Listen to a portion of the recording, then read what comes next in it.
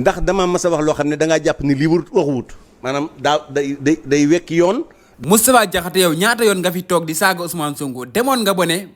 benn jigéen waratul jur doom bu mel ni Ousmane Sonko saaga bu gën a ñaaw boobu noonu dafa am yow mii nii nag nee nga da nga am droit lu la neex wax ñun tamit bu ñu neexee ñu saaga sa ndey ndax am nañ droit bi quoi fekkee noonu la demee am nañ droit saaga sa ndey foo génnee saaga Ousmane Sonko ñu génn saaga sa ndey bu yeboo mu leer la. gars ñu dem déglu ji paa bi après ñëwaat léegi. te nekk en tout cas man de posuma ko yéen dama wax toujours Sénégal yëpp bu leen neexoon ñu doon mbaa moom Ousmane Sonko mu doon seenu lawbe waaye man du ma ci bokk. mais père. kon encore une fois pour man attaqué wu ma kenn maanaam nag su fekkoon ne dañ maa jàpp ma dugg génn di waaf kon nag su boobaa ma xam ne li ma doon wax gëw ma ko or man li may wax xam nga fan laa ko tër penda damaa gëm ni képp koo xam ne yaa ngi gis lu bon nga nopp ci seytaane su muuma. mais jàpp ni sa wax ji d'accord am loo deuxième élément dama bëgg nga comprendre li muy wax rek deuxième élément bi li tax may yëngutu mooy Cheikh Anta Diop bi ma yar ci politique nga xam ne mooy sama sëriñ ci politique daa wax ne ku gis saw askan ñu jaarale ko ci yoonu koy sànq soo ca sañotoo caa noppi waroo caa maandu te nag man xam naa ne Pastef lu bon la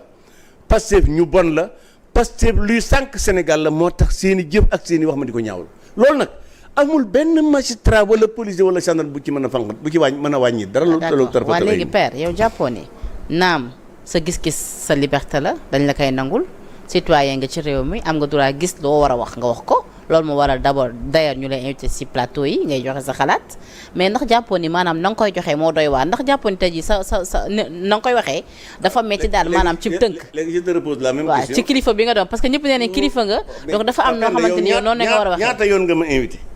yow ndax dama mas a wax loo xam ne da ngaa jàpp ni lii waxuwut maanaam day wekki yoon. maanaam daa safaanoo code de la presse daa safaanee code pénal wala safaanoo mosoo ko dégg c'est la première fois problème boobu ma am te nag depuis plus de 20 ans maa ngi ci mais yaay quand même di ci wax c'est-à-dire problème li bees mooy nguur gu xajoowul ku ko kontar rek laa dajel parce que nag Macky Sall wax na rek bëgg dem benn waaye mu ne li ma ko yàq moom yëkku maanaam asakaam yëkkuma ko ñii pourtant mosuma jéem a jàpp mooma jëmoon a jàppit du nekk problème Idriss Seck yor na fi nekk deuxième numéro 1 du PDS mais teewul dama daan dal ci kawam Karim Wade la même chose Abdoulaye Wade la même chose Abdou Diouf nekk na fi ma contre ko Senghor la même chose di gone gu ndaw kon encore une fois dañoo am nguur goo xam ne dañoo xajoowul ku leen contre ñàkk a xajoo gu leen contre na moo tax soit boo leen contre dañ lay saaga parce que man li ma Pastef saaga moom bu ma ko doon defal ci livre dana ëpp 1000 pages li ma Pastef saaga bu ma ko defoon ci ay cassette kenn du xam nu mu toll bi ci des mooy man juin 2023 bi jàll. mais ñoom man sama kër ci kër yi ñu waroon a lakk la bopp. kon ma jàpp ne bu dee wax lu bon. ak jëf ju bon. kooku ki war a dëggu ci kaso bi te du ca génn mukk mooy ku bokk Pastef rawatina ci Ousmane Sonko. parce que nag li mu fi wax ci lu bon nit. sosal ko fi nit yàq ko fi deru nit loolu nit dootu ko def ci Sénégal ba dinay tukki. d'accord kon encore une fois man personnellement la ma waxoon tey jii laa ko mën a gën a wax. danaa ko waxaat beneen yoon bu leen loolu naqare nag gis nga li ma xaw a Pastef nañ nangu dogalu bu yàlla bi ñu nangu mooy Moustapha Diakhaté am na da leen a contre te dana leen xeex mu neex leen mu naqari leen. jaajëf gars yi seetaan ngeen vidéo pare déglu ngeen bu baax li nga xam ne Moustapha Diakhaté wax na ko mais sama gars yi bëgg naa ngeen di abonné nag di like di partage vidéo Moustapha Diakhaté nee na moom mësul wax loo xam ne day wàcc yoon sama gars yi Moustapha Diakhaté lan la fi waxul wax ju ñaaw quoi fii nii ci réew mi. ban wax bu ñaaw la Moustapha Diakhaté waxul Moustapha Diakhaté demoon na ba ne